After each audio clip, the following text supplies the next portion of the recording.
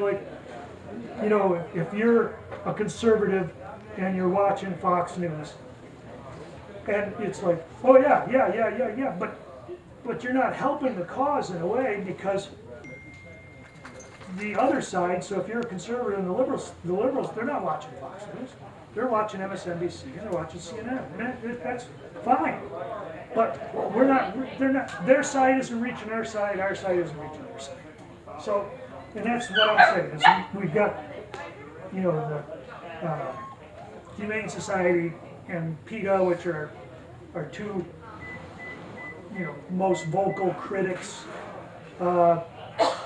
We're not reaching their people. We're not explaining to their people. We're not explaining to these people the basics of our business. And the ADC business, I mean, a lot of people will say, oh no, you know, trapping's bad, and then all of a sudden it's, well, I've got these beaver and they're taking out all those trees in my backyard. I need somebody to come here and get them. And it's all fine. I'm against trapping, I'm against hunting until it's in your backyard. And then things change. I just got that call. Okay, there you go. He called last week, canceled the other day, just called. All the trees are down. Call me Monday. Yeah, it happens. Yeah. And that's not an infrequent thing. That happens all the time. All the time. The wife said no, and she woke up this morning, went across the driveway, call that guy. Not in my backyard. Yeah, right. That's pretty much what he said. Yeah. Gotta go. Yep. Just charge them double and then donate some to a fur cause. Well, I mean, you know, maybe we need people on some of these boards. Maybe we need to get people on the Humane Society board. You know, go ahead. Along the same lines, I was an officer with the NTA for a number of years. And we were approached by advertising companies to go in and promote wild fur. At a national level, the NTA and the FTA and Sporting Alliance cannot afford to do that. That stuff is incredibly expensive. The most effective advertising is exactly what you say. It's talking to this person, that person, et cetera, et cetera. So if you expect the national trappers to do that, they're so busy trying to protect trapping at a legislative level or a referendum level, there is no money to promote wild fur. So don't expect it to happen there. It just will not.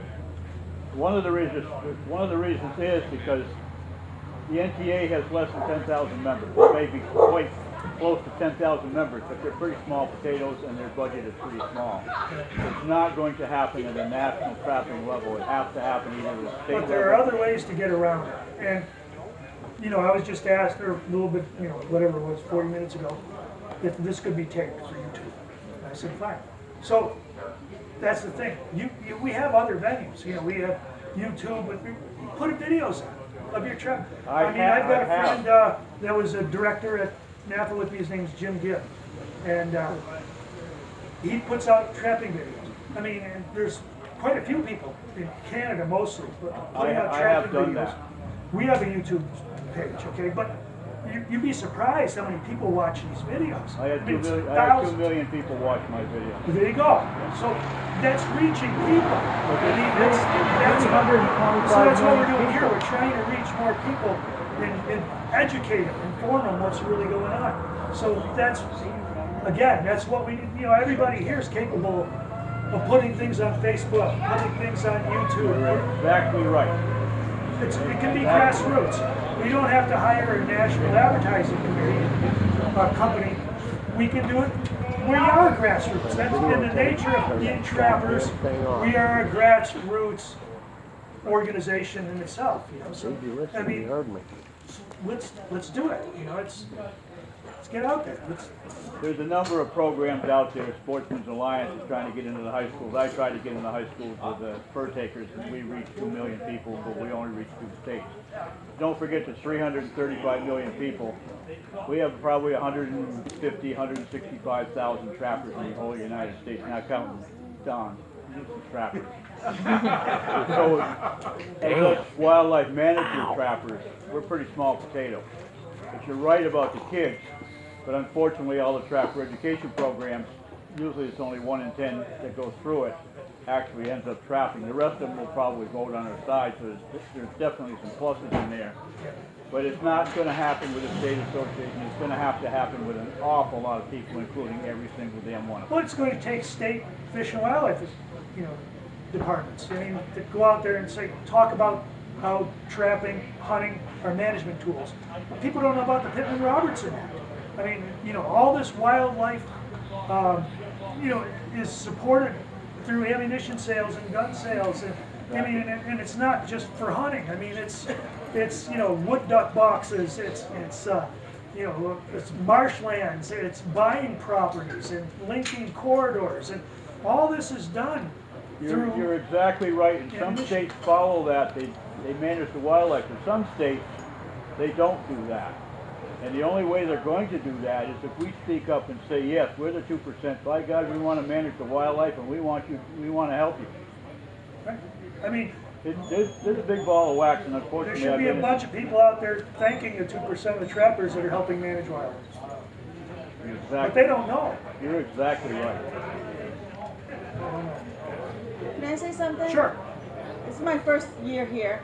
I'm not into trapping, nor my husband, but I'm listening to all this, and I'm thinking, why can't we get into more elementary schools for some type of program to get into the 8, 9, 10-year-olds? When we lived in Montana, Okay. I used to go to visit all the schools when they were studying. I would go when the elementary school kids were studying the mammals. You know, it was Montana, but the mammals of Montana and this and that. And we would go for free and go to every school that would let us go. And they bring in like 3rd, 4th, 5th grade, sometimes 3rd, 4th, 5th, 6th grades. We'd give a seminar, we'd bring pelts, show them what each animal was, tell them what that animal ate, what their habitat was, and just educate it on it. You know, and that's what we need. Yeah, and it wasn't. You know, Fish and Wildlife does do it. In certain, we sell almost weekly, or weekly, to different parks, different Fish and Wildlife departments all over the country, and it's for display or demonstration or educational purposes. In fact, we sold some today for you know, Maine Inland Fisheries and Wildlife to use for display, you know, and for educational purposes. To answer this lady up here, the Northeast region, it has a fur bear fundamental curricula kit. Each state wildlife has one in all the New England states. Some states get this out. Vermont, where I happened to live at the time, was out there all the time, and I've actually taught out through it. I asked what's going on in Maine. It's hidden in a closet someplace, and whoever happens to be in charge of it, the commissioner, is the one that has to push that. So somebody has to get out there and say, why aren't you using these kits? And it's exactly what this lady was talking about, what you would like to have. I taught a double class of kindergartners as a trapper. The only way I could get into their school is because my wife worked in the school. So it's difficult to get outside people into any school. So you have to piggyback off the skirts of the Fish and Wildlife Department. If they're not willing to do it, that effort is lost. So I've been there, done this. If you do look at statistically like recruitment, reactivation, and retention data, the best people we should reach out to is like college age kids, because you think about it, they're mobile, they can drive, they have typically some amount of expendable income, maybe it's just beer money, but that's the group that if we can recruit them into the sport and get them involved in it, they're semi-self-sufficient. It's great if you go to an elementary school and you get a kid all fired up about trapping, but his parents don't want to take him. You know what I mean? Or you have to take. It's that collegiate kid, that, you know, 18 to 30-year-olds. If you can get them involved in it, they're at a different point where they're more financially stable-ish, and they can actually take up a hobby like that. Can you get fur advertised on beer cans? Yeah, sir. Yeah, look, Afghan Hydro-Bush, that one. Just trannies. I know this goes without question. Can I borrow a floral? I find you guys are trying to go all the various routes Canadian. I've had a hard time bringing anyone into it until I brought my own children. And that's my way anyway. The only way to bring a lot more trappers is to have more trappers. Right, so again, that was the first thing we said was bring your children in, or if your children are already too old, bring your grandkids in. That's go ahead. I spent 20 years working with NAPA and worked with Randy and helped promoting wild fur and ranch fur and learning about the business. The CEO of North American Fur Auctions, the first meeting we had when the first group of trappers went up for the Wild Fur Shippers Council, told us if you as a trapper don't believe in what you're doing and are afraid to talk about it, we should all go home. So, I mean, if you are in a position or a conversation where somebody is talking about trapping or the use of fur, don't be afraid to, first of all, learn all the important points so that you can talk intelligently without getting mad and having an argument, and present those. And then one other thing, I went with my wife to a seafood restaurant, and I'm not a big seafood fan, although you guys will probably run me off the ground. And I'm sitting there eating, and I'm watching all these people eat lobster and king crab legs and stuff, and I'm like, if there's anybody in this room that wouldn't wear fur, you know, with their cruncher claw things and the stuff flying all over the place, and it's like, but I bet you there's one here. There's probably a anti-fur wearer sitting here. Point 'em out. King crab legs. You know, it's a very frustrating topic. I mean, everybody has tons of ideas. The biggest thing is don't be afraid of what we do, and make sure you let people know. I think this gentleman right here made a very, very important point. The Vermont Trappers Association is 5% of Larry Martin. wildlife department that has been used in schools throughout the state of Vermont. They're received very well in schools. The grade schools love them, and they think they're fantastic. But he's exactly right. We need to target a little bit over here. We need to hit the college students. They're the ones who are going to step out and vote tomorrow. Right. I mean, I always say if you don't think loving fur is in our genes, in our genetic structure, put a fur up to a little baby. I do a lot of flea markets, and I always have fur out there. Every kid, not just one or one. Every kid, every single one of them. That's right. No exception. Randy, oh, I'm sorry. Sorry, Larry. Are you done? Yep. Okay. Her point. Did anybody see, you may have, I know you're on Facebook and stuff, or YouTube, Yeah. last month, how many millions that Biden and Cardona cut for archery programs in schools? Did you see that? Yeah. You know how I know that? Cardona's from my hometown. Oh, is that right? His father was a cop. His brother, on the way here, I had to text his brother about it. He's a Maryland detective. He's the education. But if you saw it floating, how much millions did they cut just for archery? You know what I'm saying? They're trying to cut it, and they tried to get away with it. Did you see that? So, I mean, to her question, Yeah. you know, which is a great Yeah, thing. and it might have been a little bit crass, right? But we lived in Montana. Yeah, Made a full-length Montana coyote coat for a woman. Right. Her husband shot and trapped the coyote. right. And she came in a couple months later or something, and said, I was at a mall, and I was wearing my coat, and a woman came up to me and said, do you know how many coyotes died for your coat? She said, yeah, 16. You know? But I mean, I guess what I'm saying is probably nobody here, and I hope I don't get shot for this, but they're cutting the funds. Keep voting Democrat. You know what I'm saying? Look at, you know, they're not going to give funds, they're going to take them away. Well, the thing is, too, I mean, again, we're talking about the squeaky wheel gets the grease. But, Right. You have to remember, too, that most trappers live in rural areas. Mm-hmm. And I don't. most of the population lives in urban areas.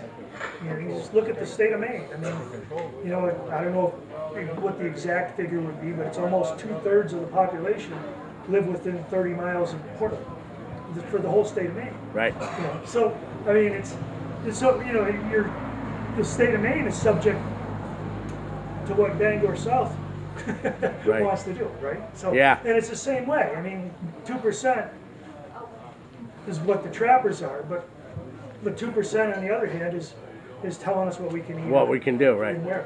Yeah. But it's important to educate the people. Don't harass the people. Right. that come after us. But Educate them. don't be afraid to When they educate come them at you, either. Give them facts. When Don't- they come at you, just give them facts. Yeah. Oh, I got to do it all the time. You know, with the wildlife control, because I got to put certain animals down. You know, and as the take goes down, it means less people are trapping, less the animals harvested, so nuisance goes up.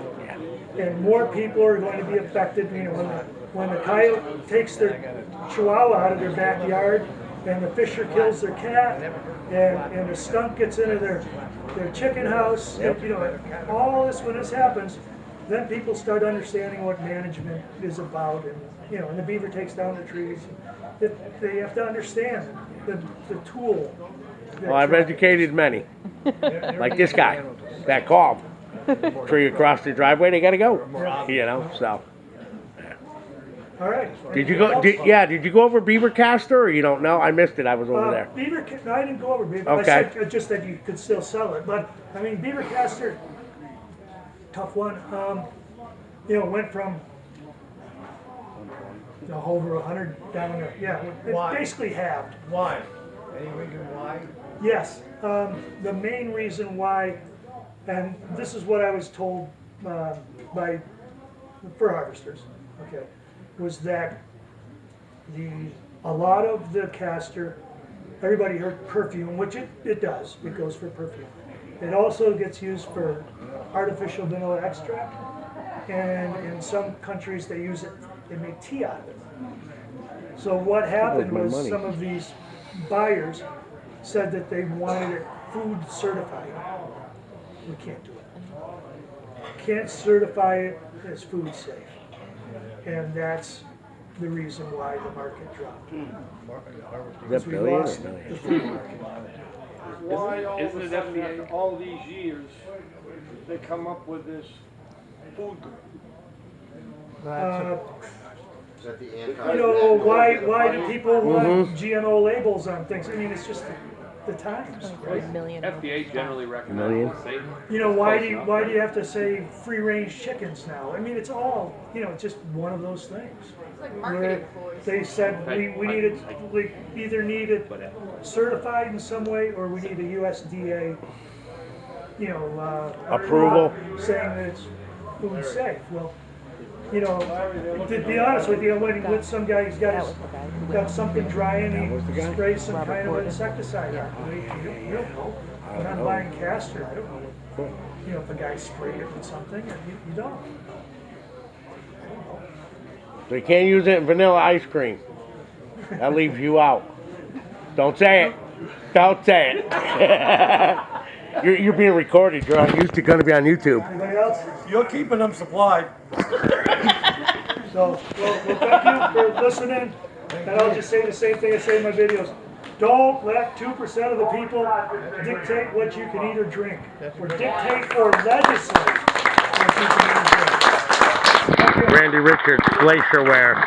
Just gave a fur market report. Again, Randy Richards, Glacier Wear, fur market report.